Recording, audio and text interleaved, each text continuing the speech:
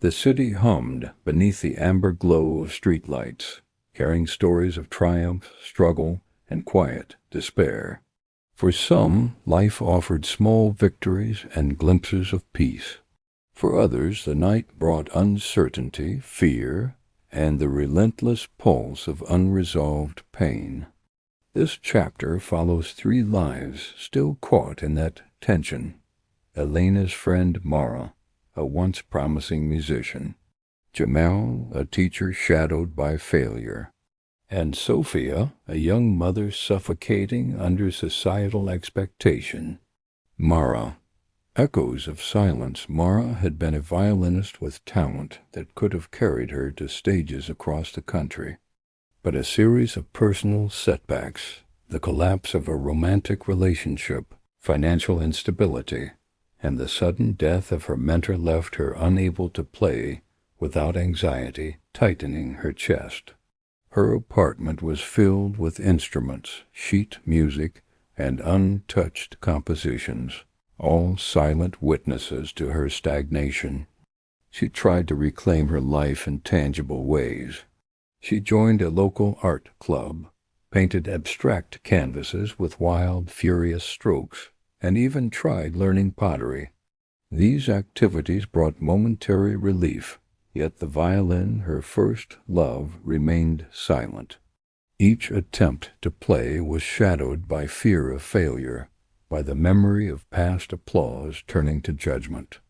One evening, Mara sat at the window, watching city lights reflect on puddles after rain.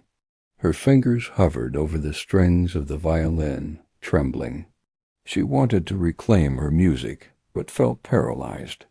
She didn't know if she would ever play again, or if doing so would remind her of all she had lost.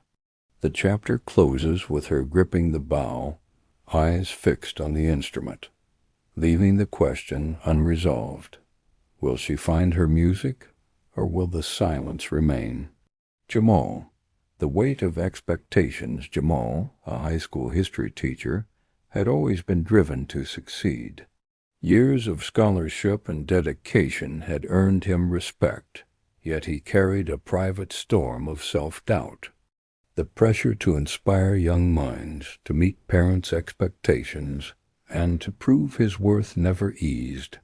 A recent incident where a student challenged his lesson in front of the class had set Jamal spiraling, questioning his competence and purpose. Determined to move forward, he started running before sunrise, joined a local cycling group, and began volunteering at a neighborhood library. Each activity offered brief respite, yet each also reminded him of what he wasn't, carefree, accomplished, or confident in the ways he desired. One night, after a long cycle ride, Jamal sat on the library steps, staring at books filled with stories of triumph, learning, and failure. He felt inspiration mixed with fear. Could he ever write his own story without stumbling, without being judged? The night swallowed him in reflection, leaving readers suspended. Will Jamal break free from self-doubt, or will the pressure crush him further? Sophia. The invisible cage Sophia was 28, juggling work, motherhood, and familial expectations. Her days were packed with meetings, diaper changes, and endless chores, leaving her no room for herself. She had tried to reclaim time in ways that felt active and rewarding, joining a neighborhood soccer league, taking dance classes online, and even starting a small baking business from home. Each effort provided fleeting glimpses of freedom, yet the constant demands of life kept her tethered. Her evenings were the hardest.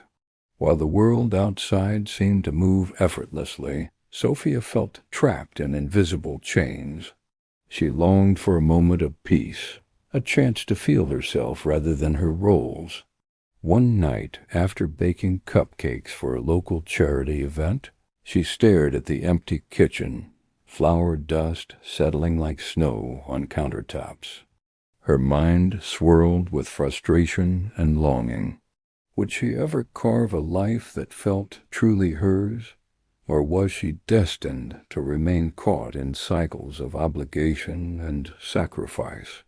The city's pulse, these three lives unfolded alongside countless others, people who walk the streets with unspoken burdens, hearts racing with unexpressed fear, our minds whispering of dreams deferred. Unlike those who had found action-driven solutions, Mara, Jamal, and Sophia's paths were unresolved, suspended in tension. The city did not pause. The rivers flowed, the trains ran, the neon lights flickered. Life moved forward even as these souls wrestled with choices, inertia, an invisible weight. For we are humans after all,